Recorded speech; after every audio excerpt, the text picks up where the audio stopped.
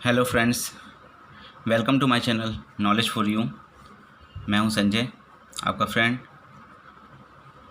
आज के इस वीडियो में हम बात करेंगे पास्ट इंडेफिनिट टेंस के बारे में। इसके क्या रूल्स होते हैं और किस प्रकार से इसमें ट्रांसलेशन किया जाता है। चलिए वीडियो स्टार्ट करते हैं। देखिए दोस्तों, पास्ट इंडेफिनिट या सिंपल टेंस। देखिए, इस टेंस का यूज़ किसी भूतकाल की आदत या फिर पास्ट हैबिट को व्यक्त करने के लिए किया जाता है।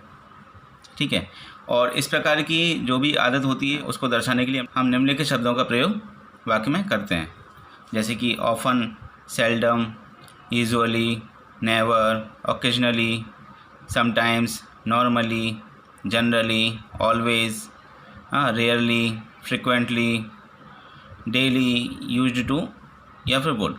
इस प्रकार के जो शब्द हैं इनका प्रयोग करके हम लोग किसी पास्ट हैबिट को व्यक्त कर सकते हैं। चलिए आगे देखते हैं।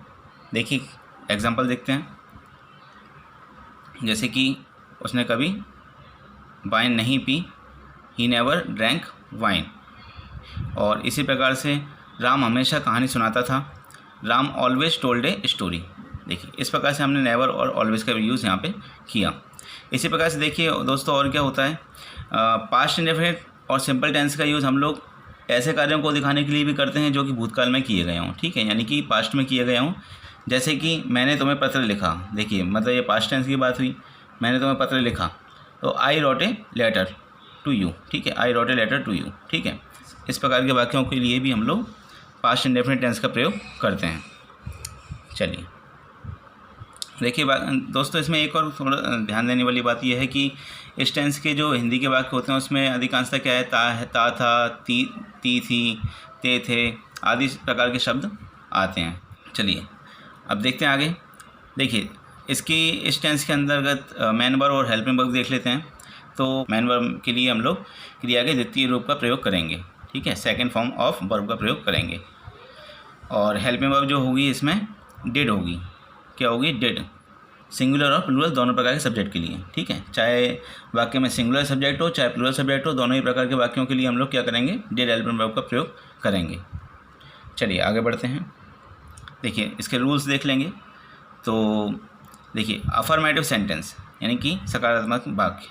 तो देखिए अफर्मेटिव सेंटेंस इसमें किस प्रकार से बनाए जाते हैं पास्ट इंडेफिनिट टेंस के अंतर्गत, चलिए देख लेते हैं। तो हम लोग पास्ट इंडेफिनिट टेंस के अंतर्गत अफर्मेटिव सेंटेंस या साधारण वाक्यों को बनाते समय हम लोग क्या करेंगे? दोनों ही प्रकार के सब्जेक्ट वाले वाक्य, चाहे वो सिंगुलर सब्जेक्ट वाला वाक्य हो या फिर प्लूरल सब्जेक्ट वाला वाक्य, यानी कि एक वचन कर्ता वाला हो या बहुवचन कर्ता वाला हो, दोनों ही प्रकार के वाक्यों में हम लोग क्या करेंगे? वर्ब का सेकेंड फॉर्म रखेंगे। ठीक है, यानी क्रिया के द्वितीय रूप का प्रयोग हम लोग करेंगे सब्जेक्ट के तुरंत बाद। ठीक है, और अफर्मेटिव सेंटेंस बनाने के लिए। चलिए फार्मूला देखते हैं। तो देखिए फार्मूला हो जाएगा सब्जेक्ट, और सब्जेक्ट के तुरंत बाद हम लोग क्या करना है? सेकंड फॉर्म ऑफ वर्ब रखना है, यानी मुख्य क्रिया का दूसरा रूप, यानी क्रिया का दूसरा रूप हम लोग मुख्य क्रिया के रूप में रखेंगे। ठीक है, और लास्ट में ऑब्जेक्ट। ठीक है, subject plus verb second plus object. देखिए सिंगुलर या फिर प्लूरल सब्जेक्ट दोनों के लिए। चलिए आगे बढ़ते हैं। देखिए एग्जाम्पल इसका देखेंगे। देखिए अफर्मेटिव सेंटेंस का एग्जाम्पल, तो अफर्मेटिव सेंटेंस का एग्जाम्पल यहाँ देख लेंगे। तो पहला वाक्य है, किशन राम के साथ स्कूल गया। किशन जो कि सब्जेक्ट है और सिंगुलर सब्जेक्ट है। ठीक है, और तो हम लोग चाहे सिंगुलर सब्जेक्ट हो चाहे प्लूरल सब्जेक्ट हो, दोनों में हम लोग क्या करेंगे? जो मुख्य क्रिया रहेगी उसमें उस क्रिया का दूसरा रूप रखेंगे। ठीक है, तो सेकेंड फॉर्म ऑफ वर्ब आएगी मैन वर्ब में। ठीक है, तो देखिए Kishan went to school with Ram.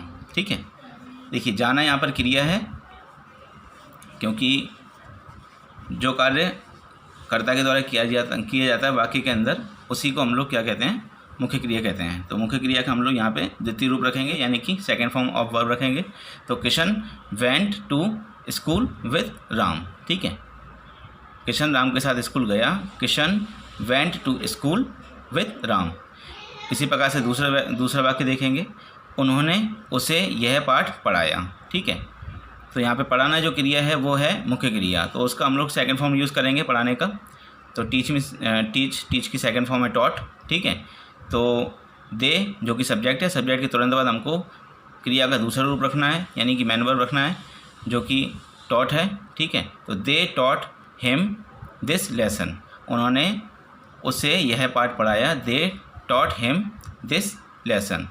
ठीक है, और इसी प्रकार से तीसरा वाक्य है, हमने कल अपने दोस्तों के साथ गाना गाया। हमने कल अपने दोस्तों के साथ गाना गाया। तो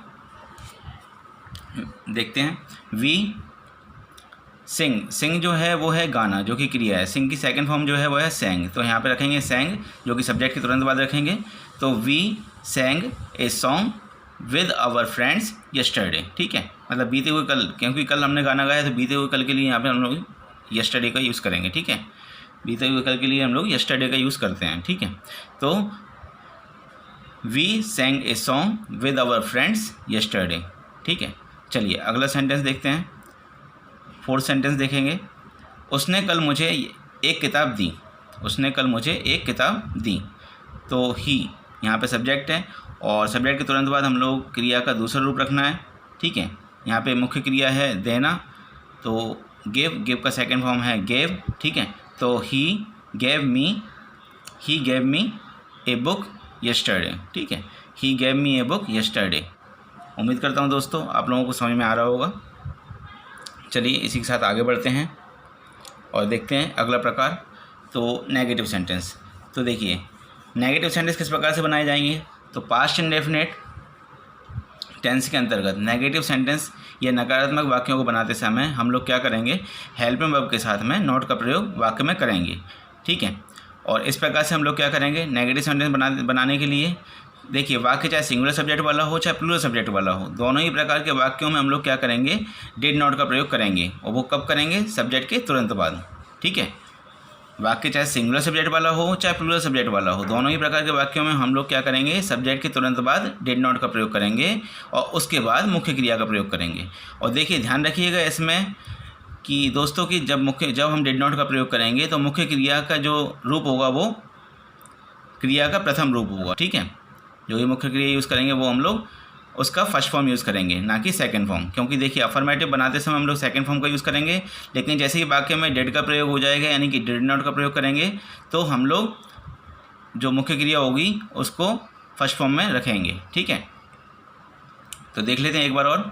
तो नेगेटिव सेंटेंस बनाते समय हम लोग क्या करेंगे, सिंगुलर सब्जेक्ट वाला सेंटेंस हो या फिर प्लूरल सब्जेक्ट वाला सेंटेंस हो, दोनों ही प्रकार के सेंटेंस में हम लोग क्या करेंगे, डिड नॉट का प्रयोग सब्जेक्ट के तुरंत बाद करेंगे और मुख्य क्रिया के रूप में हम लोग क्रिया के प्रथम रूप का प्रयोग करेंगे। ठीक है, मुख्य क्रिया के रूप में क्रिया के प्रथम रूप का प्रयोग करेंगे, ध्यान रखिएगा दोस्तों। ठीक है, नेगेटिव सेंटेंस बनाते समय। ठीक है, चलिए अब फॉर्मूला देख लेते हैं। तो फॉर्मूला क्या है, देखिए सब्जेक्ट प्लस डिड नॉट या फिर शॉर्ट फॉर्म हम उसको डिडंट बोल सकते हैं। ठीक है, subject plus did not plus verb first, यानी कि देखिए हमने अभी बताया कि जब हम लोग नेगेटिव बनाएंगे सेंटेंस को तो वहाँ पे जो मेन वर्ब रहेगी वो फर्स्ट फॉर्म में रहेगी। ठीक है, तो verb first plus object, subject plus did not plus verb first plus object. इस फॉर्मूले की मदद से हम लोग नेगेटिव सेंटेंस बना सकते हैं पास्ट इंडेफिनिट टेंस के अंतर्गत। ठीक है, चलिए एग्जाम्पल देख लेते हैं। देखिए एग्जाम्पल देखेंगे तो नेगेटिव सेंटेंस के एग्जाम्पल देखते हैं। पहला वाक्य देखेंगे, किशन राम के साथ स्कूल नहीं गया। ठीक है, नेगेटिव सेंटेंस है, किशन राम के साथ स्कूल नहीं गया। तो देखिए दोस्तों कैसे ट्रांसलेट करेंगे, किशन, किशन यहाँ पे सब्जेक्ट है। ठीक है, तो सब्जेक्ट के साथ हम लोग सब्जेक्ट के बाद हम लोग क्या करेंगे, डिड नॉट का प्रयोग करेंगे। डिड जो है वो हेल्पिंग वर्ब है, हेल्प और नेगेटिव बनाने के लिए हम लोग क्या करते हैं, हेल्पिंग वर्ब के साथ में नॉट का प्रयोग करते हैं। ठीक है, वाक्य में हेल्पिंग वर्ब के साथ में नॉट का प्रयोग करते हैं। ठीक है, और उसके बाद मुख्य क्रिया रखते हैं। और जैसा कि हमने थोड़ी देर पहले देखा कि यहाँ पे मुख्य क्रिया जो रहेगी वो फर्स्ट फॉर्म में रहेगी। ठीक है, वर्ब का फर्स्ट फॉर्म आएगा इसमें मुख्य क्रिया के रूप में, क्योंकि यहाँ पे हम लोग डिड का प्रयोग कर रहे हैं इसलिए। ठीक है, तो वाक्य में जब डिड का प्रयोग हो जाएगा तो जो वर्ब रहेगी वो फर्स्ट फॉर्म रहेगी। ठीक है, तो Kishan did not go to school with Ram. ठीक है, देखिए अफर्मेटिव सेंटेंस में हमने यहाँ पे वेंट का यूज़ किया था, लेकिन यहाँ पे हम लोग नेगेटिव बना रहे हैं, इसका फर्स्ट फॉर्म रख रहे हैं गो। ठीक है, तो Kishan did not go to school with Ram. उसी प्रकार से देखेंगे सेकंड सेंटेंस, उन्होंने उसे यह पाठ नहीं पढ़ाया। उन्होंने उसे यह पाठ नहीं पढ़ाया। They did not teach him this lesson. देखिए सब्जेक्ट के बाद हम लोग हेल्पिंग वर्ब का प्रयोग करेंगे, उसके साथ नॉट का प्रयोग करेंगे और उसके बाद मैन वर्ब रखेंगे। और मैन वर्ब कौन सी रहेगी? First form of verb. ध्यान रखिएगा दोस्तों, यहाँ पे फर्स्ट फॉर्म का ही यूज़ करना है, ठीक है, नेगेटिव बनाते समय। तो they did not teach him this lesson. तीसरा वाक्य देखेंगे, हमने कल अपने दोस्तों के साथ गाना नहीं गाया। हमने कल अपने दोस्तों के साथ गाना नहीं गाया। वी डिड नॉट, देखिए सब्जेक्ट के बाद हम लोग डिड नॉट लगाएंगे, सब्जेक्ट के बाद हेल्पिंग वर्ब लगाएंगे प्लस नॉट रखेंगे, ठीक है, हेल्पिंग वर्ब के साथ में। और हेल्पिंग वर्ब यहाँ पे क्या है? डिड।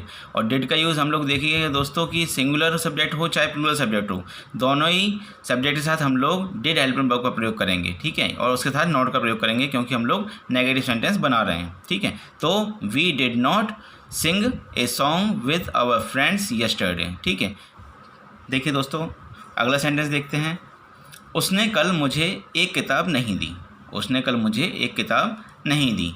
तो देखिए ही जो कि सब्जेक्ट है, उसके बाद हम लोग रखेंगे हेल्पिंग वर्ब, डिड, उसके बाद लगाएंगे नॉट, ठीक है। तो ही डिड नॉट और फिर रखेंगे मैन वर्ब जो कि है फर्स्ट फॉर्म, ठीक है, फर्स्ट फॉर्म ऑफ वर्ब जो कि मैन वर्ब रहेगी, ठीक है। तो ही डिड नॉट गिव, देखिए देना यहाँ पे मुख्य क्रिया है, तो he did not give me a book yesterday, ठीक है दोस्तों। चलिए आगे बढ़ते हैं। उम्मीद कर रहा हूँ दोस्तों आप लोगों को समझ में आ रहा होगा। चलिए फर्स्ट इंट्रोगेटिव सेंटेंस देखिए, फर्स्ट इंट्रोगेटिव सेंटेंस किस प्रकार के होते हैं दोस्तों? उस प्रकार के प्रश्नवाचक वाक्य जिनका उत्तर हम लोग हाँ और नहीं में यानी कि यस और नो में दे सकते हैं, ऐसे वाक्यों को हम लोग फर्स्ट इंट्रोगेटिव सेंटेंस की श्रेणी में रखते हैं। कैसे वाक्य जिनका उत्तर हम लोग यस और नो में, हाँ और नहीं में दे सकते हैं, ऐसे वाक्यों को हम लोग फर्स्ट इंट्रोगेटिव सेंटेंस की श्रेणी में रखते हैं। चलिए देखते हैं कि पास्ट इंडेफिनिट टेंस के अंतर्गत फर्स्ट इंट्रोगेटिव सेंटेंस किस प्रकार से बनाए जाते हैं। तो देखिए first interrogative sentence past indefinite tense के अंतर्गत फर्स्ट इंट्रोगेटिव सेंटेंस यानी या प्रथम प्रश्नवाचक वाक्यों को बनाते समय हम लोग क्या करेंगे? देखिए सिंगुलर सब्जेक्ट हो या प्लूरल सब्जेक्ट हो, दोनों ही प्रकार के सब्जेक्ट से पहले हम लोग वाक्य में डिड का प्रयोग करेंगे। यानी डिड यहाँ पे हेल्पिंग वर्ब है, तो हम लोग सब्जेक्ट से पहले डिड का प्रयोग करेंगे और सब्जेक्ट चाहे सिंगुलर हो या प्लूरल हो, दोनों ही स्थिति में हम लोग डिड का प्रयोग सब्जेक्ट से पहले करेंगे, ठीक है। और मैन वर्ब के रूप में क्रिया का प्रथम रूप रखेंगे, ठीक है, वो भी सब्जेक्ट के तुरंत बाद। तो एक बार और देखते हैं, इंट्रोगेटिव बनाने के लिए, फर्स्ट इंट्रोगेटिव सेंटेंस बनाने के लिए हम लोग क्या करेंगे? सिंगुलर सब्जेक्ट हो या प्लूरल सब्जेक्ट हो, दोनों ही प्रकार के वाक्यों में हम क्या करेंगे? डिड का प्रयोग सब्जेक्ट से पहले करेंगे और मैन वर्ब का प्रयोग सब्जेक्ट के तुरंत बाद करेंगे। और मैन वर्ब के रूप में क्या होगा? क्रिया का प्रथम रूप रखा जाएगा। फर्स्ट फॉर्म ऑफ वर्ब को हम लोग मैन वर्ब के रूप में सब्जेक्ट के तुरंत बाद रखेंगे, ठीक है।